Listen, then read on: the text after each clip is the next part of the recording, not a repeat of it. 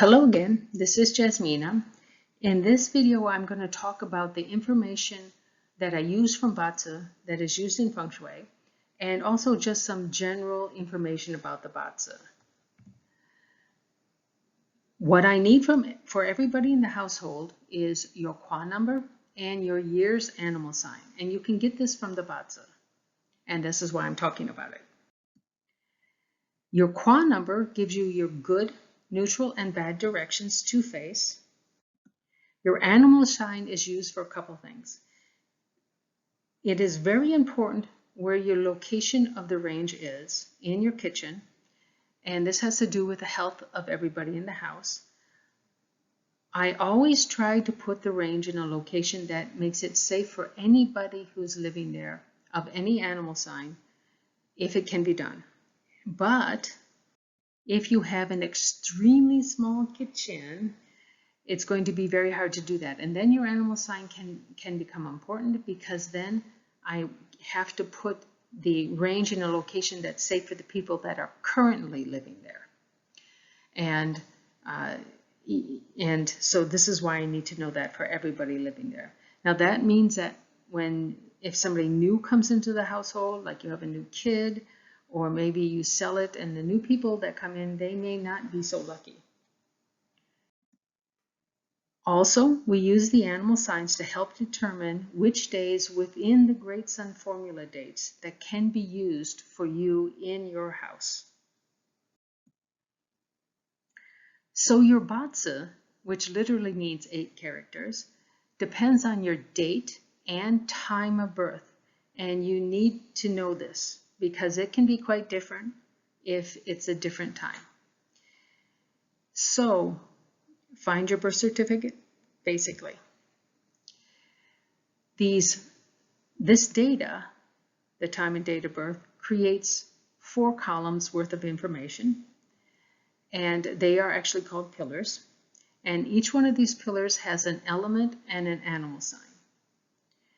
And it's this combination that determines basically where your natural talents or your natural inclinations lie, and the way you naturally interact with the world.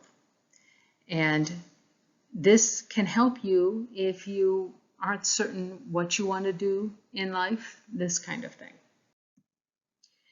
Most BaZi things you can get on the web will also tell you what your luck pillars are. Not all do, but most do.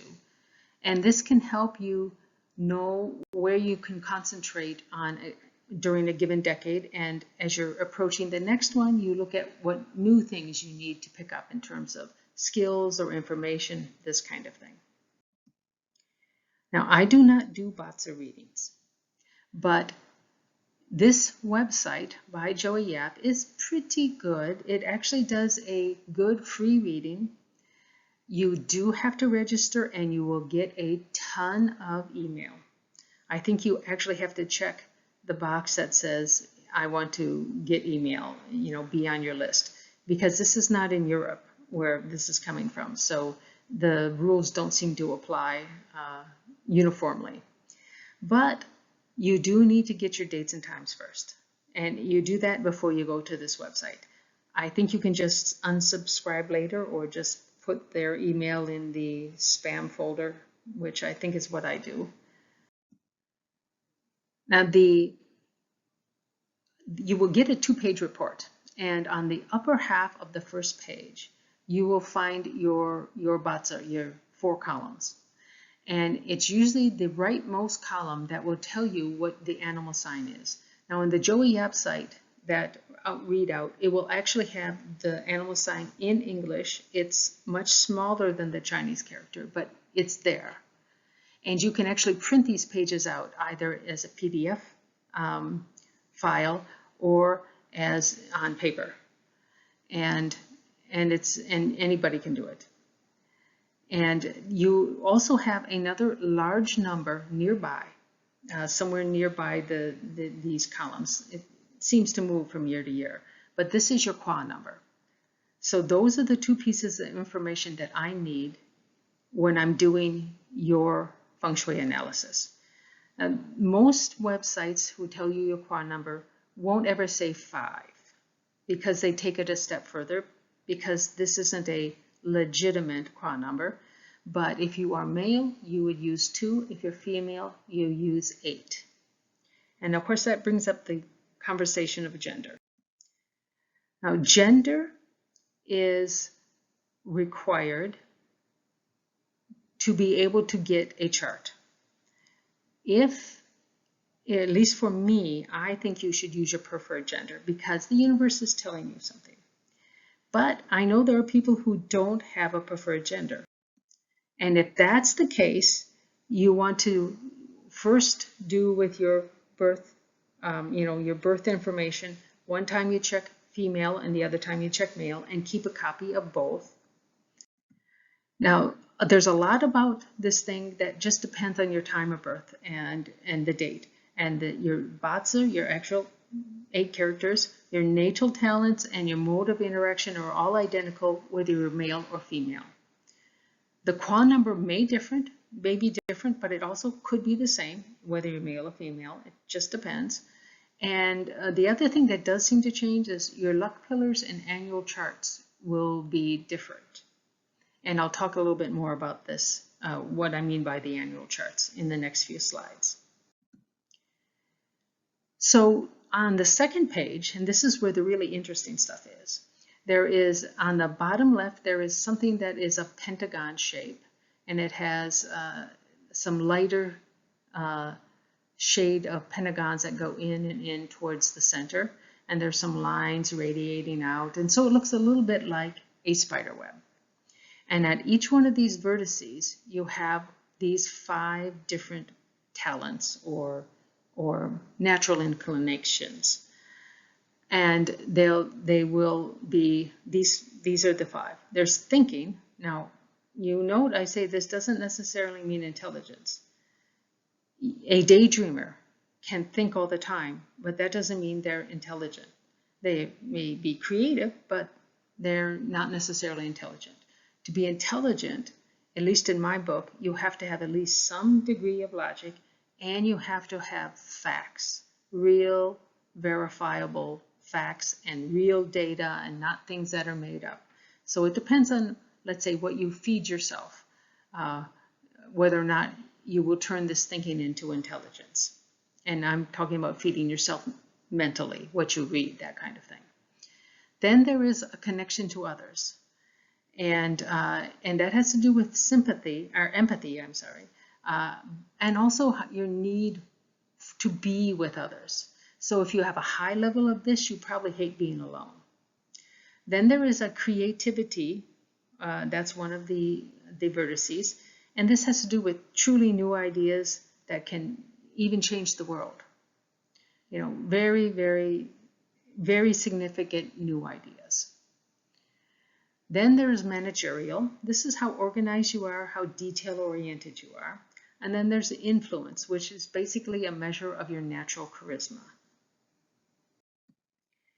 Anything above 60 is considered high. Between 40 and 60 is average, that's in the normal range. And of course, below 40 is below normal.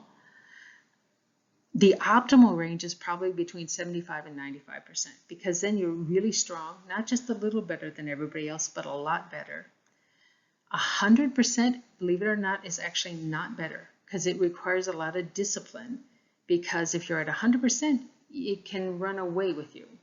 For example, if you're a 100% thinker, but you ignore reality, you could come up with a real world view that has nothing to do with reality, and you can make some really poor decisions because you don't really know what's happening, but you're convinced you're right because you think so much.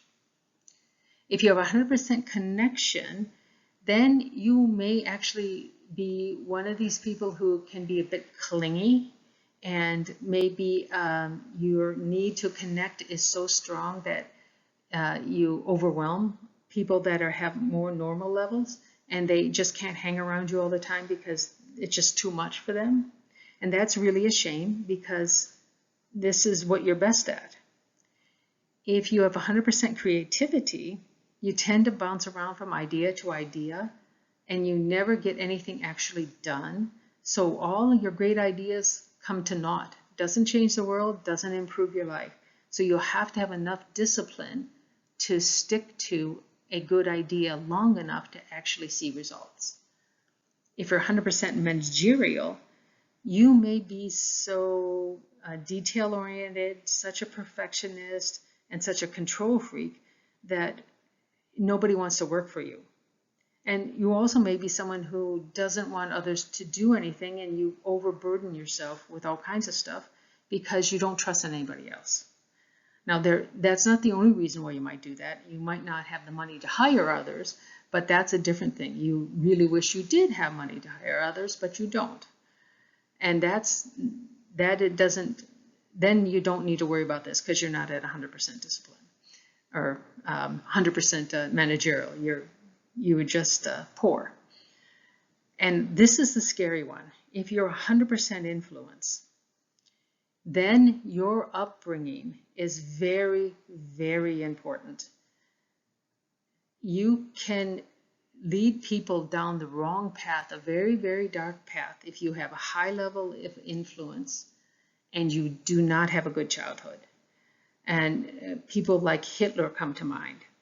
Now, the Joey Yap site doesn't go back far enough in dates to do Hitler's chart, so I can't tell you what this is, what Hitler's chart was. But I have a feeling he was high with the influence and the charisma, even though I don't know why, because I think Hitler, when I look at him, has zero charisma. But maybe it's the way he talks.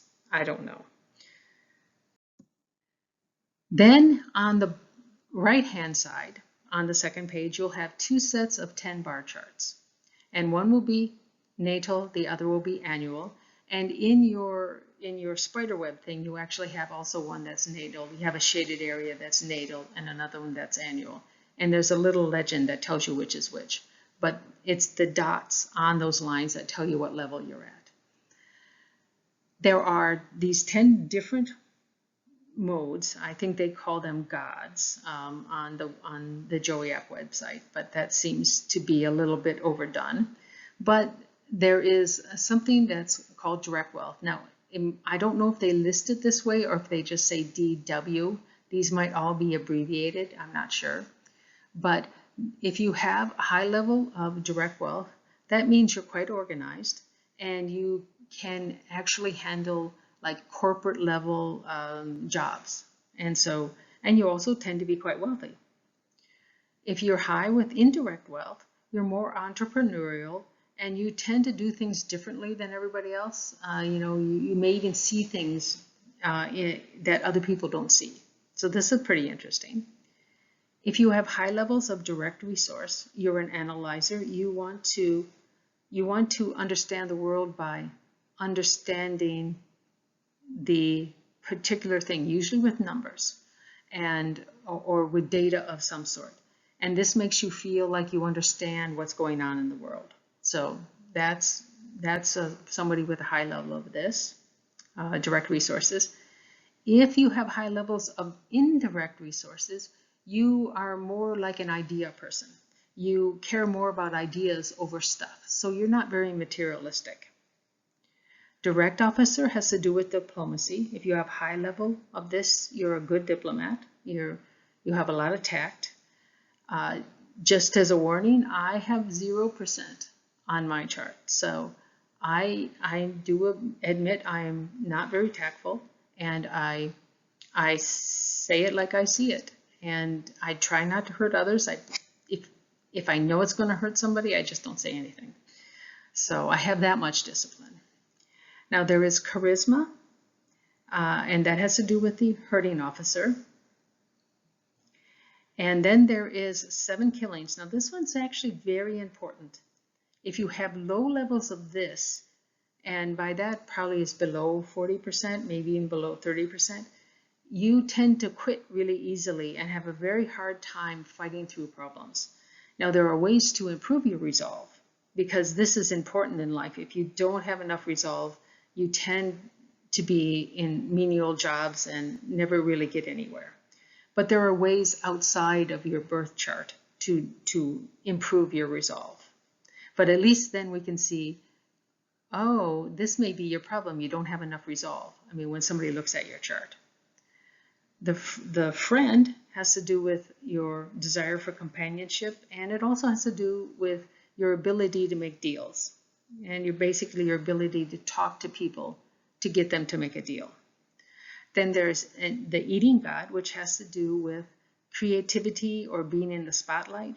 So someone who's like a musician or a comedian or an actor, they probably have high levels of this. And then there is something called rob wealth, which sounds terrible, but this does basically have to do with how willing you are to share and how generous you are. And so if you have a high level of this, people actually appreciate you a lot because you actually help them and they really love you for this. Now, this stuff is not really available on the Joey app site, but this is the general information I've got over the years of just hearing bits and pieces about the BaZi. Your year pillar has to do with basically what the world has given you, and they usually call it grandparents and friends. So this is something from the outside that's given to you. Your month pillar has to do with your career, and so this can help guide you to the right career. Your day pillar has to do with your closest relationships. That's usually your spouse, but it could also be very, very close friends. And your hour pillar can do with your ideas, your children, your investments, things that you do that come out of your like for the ideas and investments too. It's out of, your thoughts and, your idea, oh, this is a good investment, that kind of thing. The decadal strength, this comes from the luck pillar, and this tells you what you should focus on in each decade to make the most of that decade. And as you approach the next coming decade, like 3 or 4 years before you reach it, you want to look at what new skills you need to develop so that you can take most advantage of the next luck pillar. So that's basically it. Please feel free to contact me if you have any questions. Now, I don't do BaZi. There are plenty of people who do, and you don't want me doing your BaZi because I don't know enough about it. But if you're interested in a Feng Shui analysis, you can go to my website and see the services I offer. But the reason I did this is so that you know why I look at the BaZi, because I use pieces of the BaZi in the analysis of your Feng Shui.